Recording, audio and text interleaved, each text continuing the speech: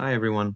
My name is Mark Weiss, and today we're going to be exploring the dramatic rise and the equally dramatic fall of Sam Houston in Tennessee, long before he became the legendary leader of the Texas Revolution.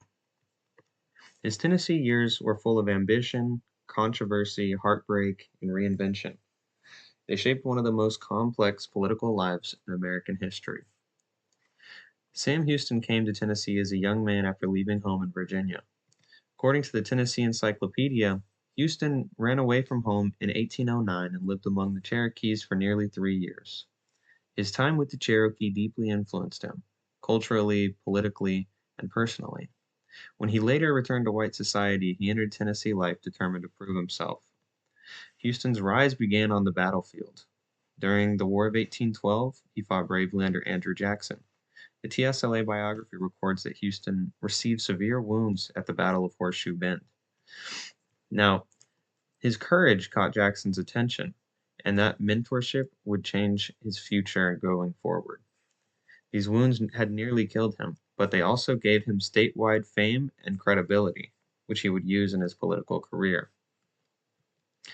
After the war, Houston launched a political career in Tennessee that rose at remarkable speed. As the Texas State Historical Association notes, Houston was elected to Congress in 1823 and reelected in 1825. He quickly became known as a passionate advocate for frontier interests and for Native American rights. Then came his greatest political achievement in Tennessee. The National Archives biography states clearly that Houston was elected governor of Tennessee in 1827. At just 34 years old, he held one of the most powerful offices in the state. Despite his rapid rise, Sam Houston's fall from Tennessee politics was even faster. In 1829, after barely a year as governor, Houston's marriage to Eliza Allen collapsed within weeks. What happened remains famously unclear. The Tennessee Encyclopedia notes the ambiguity. The reasons for the couple's separation were never publicly explained. Now, this lack of explanation fueled massive public speculation. Newspapers attacked his character, and political rivals smelled blood in the water.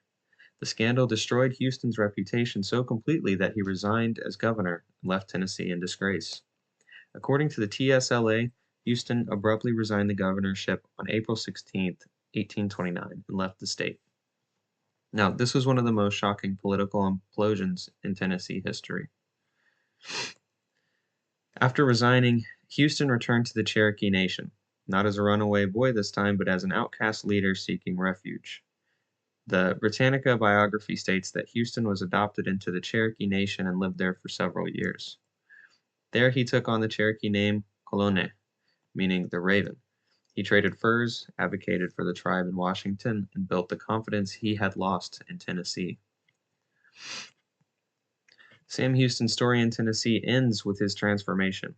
Although he left the state in disgrace, Tennessee shaped the leader he would become, the military hero, the Cherokee ally, the governor, and the man who had to rebuild his crushed reputation. As the Texas State Historical Association explains, Houston's time in exile set the stage for his entry into Texas politics. His Tennessee downfall directly paved the way for his later legendary role in Texas independence. His time in Tennessee is a reminder that even the greatest figures in American history fell, and sometimes those falls forged the path to their greatest successes. Sam Houston's political career in Tennessee, though brief, left a powerful mark on the state's early political culture. As a congressman and later as governor, Houston championed frontier communities, advocated for the rights of Native peoples, and promoted a vision of more unified and politically engaged Tennessee.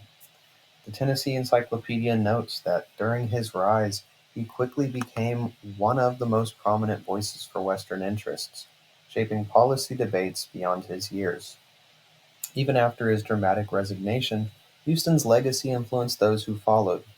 Many future Tennessee politicians, including Andrew Jackson and James K. Polk, inherited a political landscape shaped by Houston's emphasis on strong executive leadership, Western expansion, and close cooperation between state and federal authorities. Though his Tennessee chapter ended in scandal, the ideas he advanced, the reforms he supported, and the political networks he helped build continued to guide the state long after he left. His rise and fall became a lesson for future leaders that ambition, public service, and personal conduct were inseparably linked in the eyes of Tennesseans, and that the frontier demanded leaders who could survive both triumph and failure.